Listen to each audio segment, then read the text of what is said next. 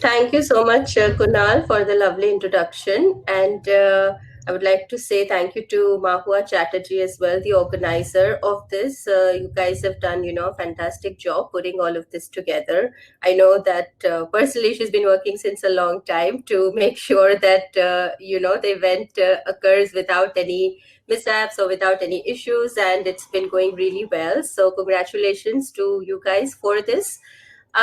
Coming back to me, I'm Mansi Dholakia. I am a global speaker and author, a passionate mental health advocate, and I come from a background of having a 15-year-old pharmaceutical career behind me. But today, I'm proud to say that I'm a mental healthness expert. Um, GMHA is a global mental health association which is established in USA, and it works towards a lot of mental health initiatives around the world. Today, currently, the topic that has been, given to me is to speak about what is mental wellness, how would we define mental health, and to speak about, how the pharmacists and the pharmaceutical people around the world, how the pandemic has affected them and affected their mental wellness. So I would like to begin with because I have a long-standing background in community pharmacy. So I would like to, begin with that. The community pharmacist is a medication expert who plays an important role in the provision of pharmaceutical care to ensure that medicines can be used effectively and safely. Community pharmacists and their teams are usually easily accessible healthcare providers with an important role in primary care. During the pandemic, in most of the countries, the community pharmacist is considered, to be an essential profession. Pharmacists and their team are in front line maintaining the supply of medication to patients and providing essential counseling and information. However, as a consequence of the pandemic, pharmaceutical care and specific communication between patients and healthcare providers has completely changed. Previously, when people used to come into the shops and we used to, exchange even pleasantries, and, they used to feel better just seeing the pharmacist. I have personally come across so many people like that who would just, walk across the pharmacy just to see a few nice smiling faces and have a little chat with the pharmacist. And as pharmacists, it's our responsibility to look after whoever walks into our shop, and that physical interaction actually increased their mental well-being to such an extent that they would feel better after they went home, because loneliness is a huge problem, especially in European countries. So I think that is one thing, that the pandemic has really affected the profession in such a way that we really miss that physical approach, and because of that, a lot of patient care has dropped. We cannot do anything about it. I mean, how much advice can you give on the phone? And also, with the older generation, it's very hard for them to explain what they are feeling or what is happening to them just talking on the phone. It was very much easier for them to come in person and talk about their problems. We would do, I mean, the community pharmacies everywhere across in UK, Europe, especially because I've worked there, so I know that we would do free blood pressure monitoring, we would do free weight check, we were giving so many services out, and suddenly all of those services have stopped. It has created a huge impact on actually patient mental well-being as well. And I think on pharmacist side, what it has created is that we cannot impart our knowledge. We cannot. It's very frustrating actually that we cannot do what we want, and the ways have changed. Um, Artificial intelligence, technology, phones, or apps. I mean, all of those things cannot replace actual human contact. And I think that is what I'm trying to, show here, that the pandemic has really brought on that effect in large numbers around the world, and not just in healthcare industry, but in all the fields, in all the industries. I mean, when we talk about, say, for example, even if we talk about IT people, they've been working from home. for such a long time. And the work from home has increased their number of hours. They don't know when to stop. There is no pause in between. If I talk from a personal example, my sister, she works with Google, and when she's working from home, it's like she's constantly on. There is no pause. There is no switch off anywhere. And it's very, very difficult. So I think while people say that, oh, it's great, there's no traffic, we don't have to travel outside, but it is so, so important to have physical contact. It's important to see your colleagues in person. It's important to for the patients, to come and physically see the pharmacist in person and talk to them, get their advice on. Um, there is so much of physical abuse, domestic violence, and all of those things are on such a huge rise, ever since the pandemic has happened. And what has happened because of that is that earlier we used to have that patient confidentiality thing. We would have, a separate cabin, and when a patient would walk in, we would go sit down with them, we would have a conversation, have a chat. It was a confidential setting where we would take patient in confidence, talking to us. The pandemic has unfortunately taken all of that away. And as hard as it is for the patients, it is hard for the pharmacists to deal with that as well.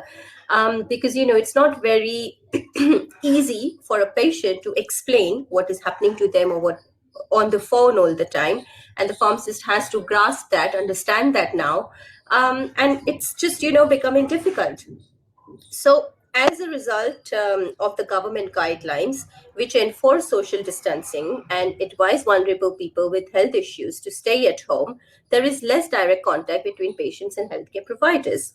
This influences some of the most important services that the pharmacists provide, like I was saying, in order to ensure safe and effective, um, you know, um, way to give the services out.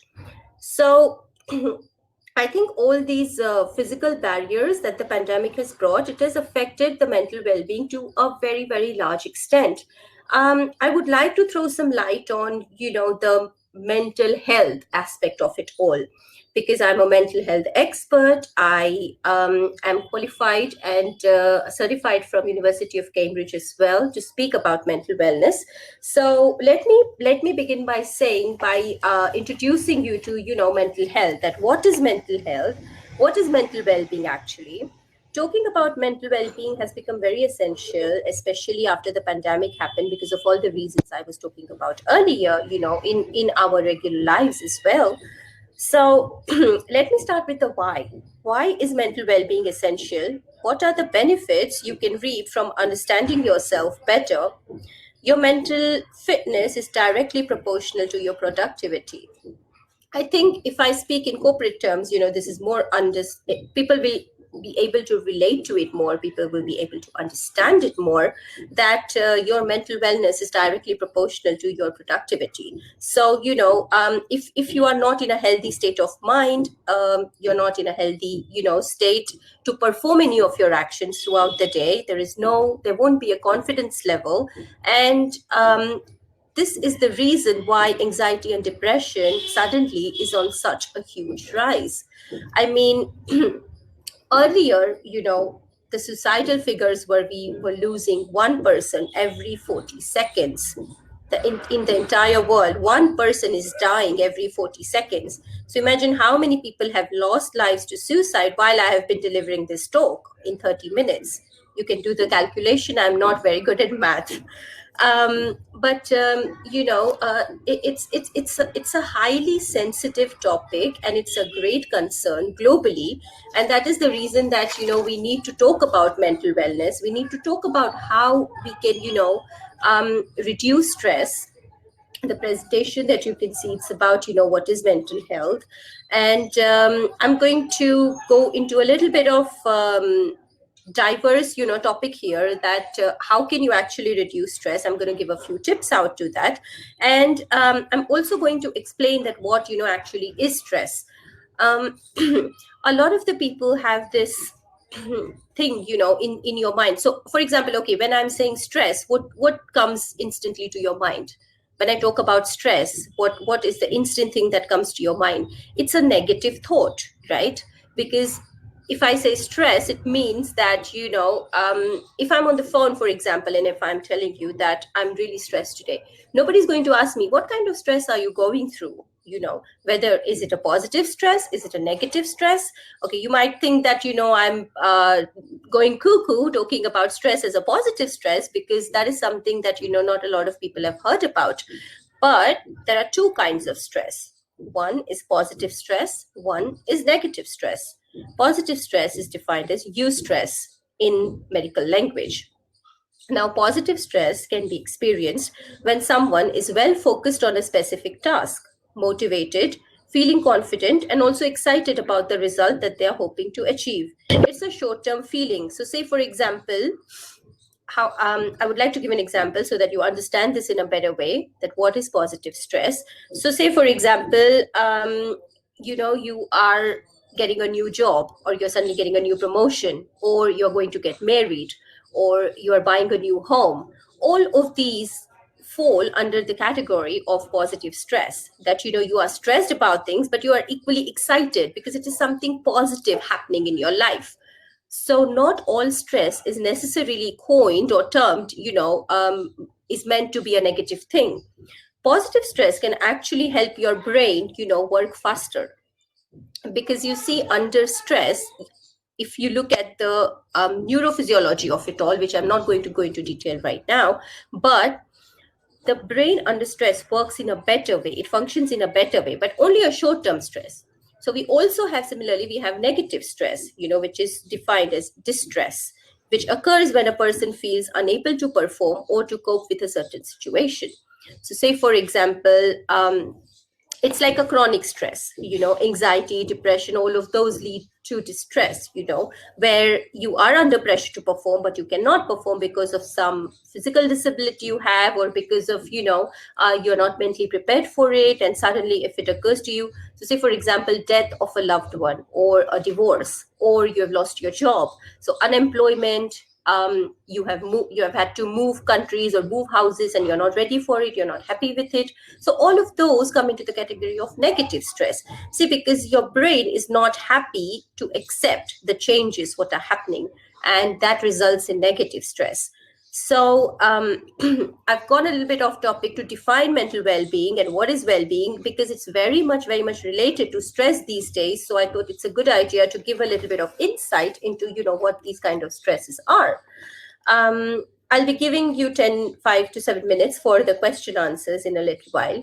I'll just like to add a couple of things, while I end this, that so 5 things to do to reduce stress. I'm going to just get into 5 tips to, reduce your stress. And this is especially for us, the healthcare workers, for corporate people, for, all of the people around the world. So I think the first thing that I would like to say is, set your boundaries.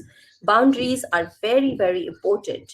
I personally learned, that factor a lot later in my life. But when I learned it, I talk a lot about all of these things on my LinkedIn posts from time to time. So if you want to, gather more insight, or if you like my talk, you can follow it on LinkedIn. So setting boundaries, first of all, is very important. Secondly, be creative. Do something creative in your entire day, so that your mind, de-stresses from all the work that has been going on in your day, and it works in a different kind of way. So creativity helps the brain rewire itself. Third thing would be, I think, try and understand or read up on emotional intelligence, what emotional intelligence actually is, because it is such a powerful tool, and it will help you, live your life in better way on so many levels, not just at professional level, but at personal level as well. I think emotional intelligence is the next big thing. While the world is going crazy on artificial intelligence, which I do not disagree with, is a big thing, yes, but emotional intelligence will redefine, your mental wellness. Fourth thing is, bring your senses to rescue. So, for example, you're really stressed and you just don't know what to do. You cannot suddenly go out for a walk because you're in the middle of a meeting, or you have to go into a meeting with your boss and you're just sitting, getting all anxious about it, worried about it. So bring your senses to your rescue. Focus on your smell, focus on your taste, movement, touch, and sound. So for example, any of the things, if you have a little paperweight sitting on your desk, just focus on that paperweight and how beautiful it is, so that you could do. And I think the last thing I would like to add on, afterwards I can take the questions, would be to practice gratitude. I think practicing gratitude is very, very important because, it'll make you feel grounded. It'll make you appreciate the beauty of life and whatever, you have around you. So I think that is the last point I would like to add on there. And yeah, so I conclude this here today, but let me just take some questions on so that we can answer to that as well. Kunal, would you be reading the questions out, or shall I just take them as I see them?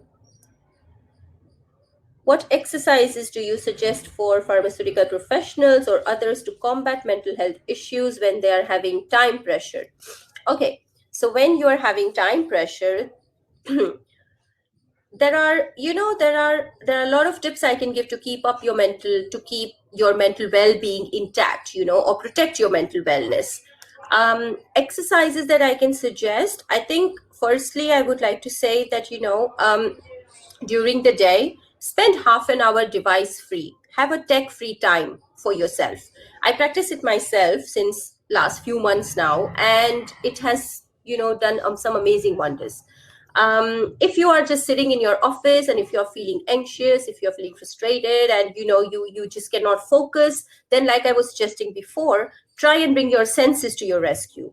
Either you focus on the sounds around you, you focus on the movement around you, you focus on that paperweight or a photo frame or whatever you have on your desk, in front of you. And if you keep focusing on that for a little while and pay attention to its colors, pay attention to how it is, etc., your brain will disconnect from the anxiety that it has been feeling, and it will really help you, get on with your day and get on with whatever is happening. So these are some ways where you can, disconnect your brain and rewire it again, pause, and then, refunction it again. So that is one way that you could do it.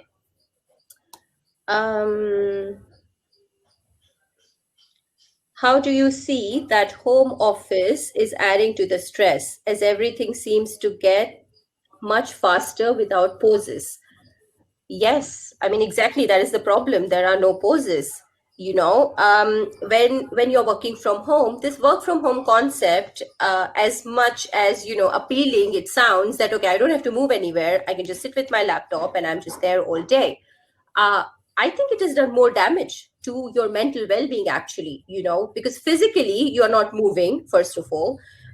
Secondly, we are just glued to our computer screens, we are just glued to our phones, and we don't have any tech-free time, we don't have any device-free time, and that is ruining our mental health as well.